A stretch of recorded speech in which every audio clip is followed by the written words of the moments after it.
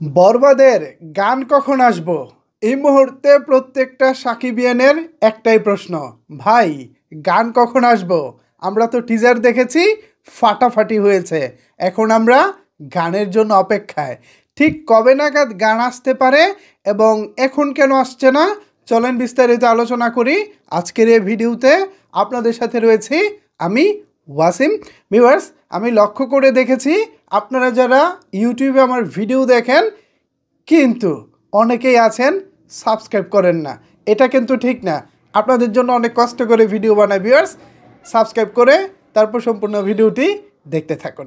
Viewers, আপনারা জানেন যে যারা বরবাদের প্রচারণার সাথে যুক্ত আছেন, স্পেশালি বরবাদ টিম, তারা কিন্তু গত 27শে ফেব্রুয়ারি যে বরবাদের টিজারটা দেওয়া হয়েছে সেটা কিন্তু তারা তখন দিতে চায় নাই। আমরা যারা শাকিব খানের সিনেমার প্রচারণা করে থাকি, এরপরে যারা সকল সাকিবিয়ান আছেন, সবাই মিলে আমরা কি করেছি, পরিচালককে বাধ্য করেছি, তারা দিয়েছে। বাট খেয়াল করে দেখবেন কালার কারেকশনের কাজগুলো অনেকটা মন মতো হয়নি। টিজারের কালারটা কিন্তু খুব একটা মন মতো হয়নি। এর কারণ হচ্ছে কাজ বাকি ছিল। আমরা যে ভাই অনেক জোরাজুরি করি, অনেক আবদার করি, এই আবদারটা তো ভাই আমরা না বুঝে অনেক সময় করি।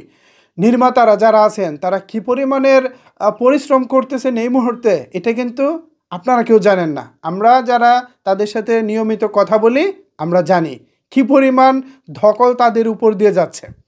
এছাড়া টিজারের যেই ফ্রন্ট ইফেক্ট যেগুলো ছিল, সেই ইফেক্ট নিয়ে অনেক প্রশ্ন তুলেছিলেন, বাট কিছুই করার ছিল না, কারণ অনেক তড়িঘড়ি করে টিজারটা দেওয়া হয়েছিল।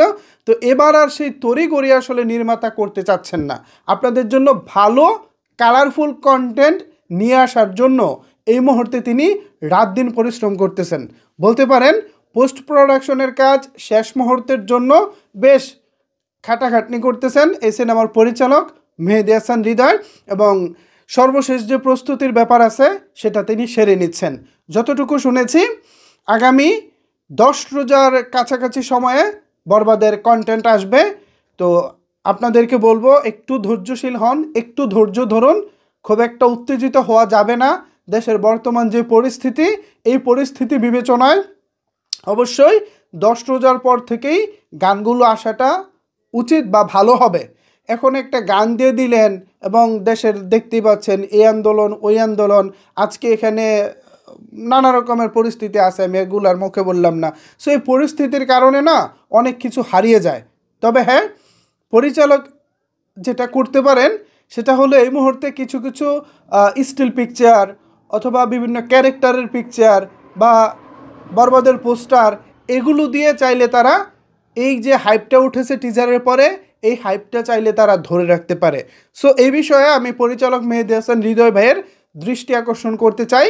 শাকিব খানের যেই দ্বিতীয় যে লুক আসার কথা ছিল, লুক পোস্টার, সেটা দিতে পারেন, অথবা অন্যান্য যারা ক্যারেক্টার আর্টিস্ট আছেন তাদেরকে পরিচয় করিয়ে দেওয়ার জন্য কিছু কিছু পোস্টার রিভিল করা যায়, যেগুলো আসলে উন্মুক্ত হয়েছে অলরেডি টিজারের মাধ্যমে। আর যে চরিত্রগুলো এখনও দেখানো হয়নি সেগুলো সিক্রেট হিসেবে থাক, বাকিগুলো না হয় আমরা সিনেমা হলে দেখবো। বাট যেগুলো ইতিমধ্যে এসেছে, ইদিকা পাল হতে পারে, মিশা সওদাগর হতে পারে, যিশু সেনগুপ্ত হতে পারে, মেগাস্টার শাকিব খান তো আছেন, অন্যান্য যেসব ক্যারেক্টার আছে এগুলোকে পোস্টার অথবা পিকচারের মাধ্যমে যদি 2-1 দিন পর পর আমাদের সামনে নিয়ে আসা যায় তাহলে বরবাদের হাইপটা একটু বজায় থাকলো আর কি।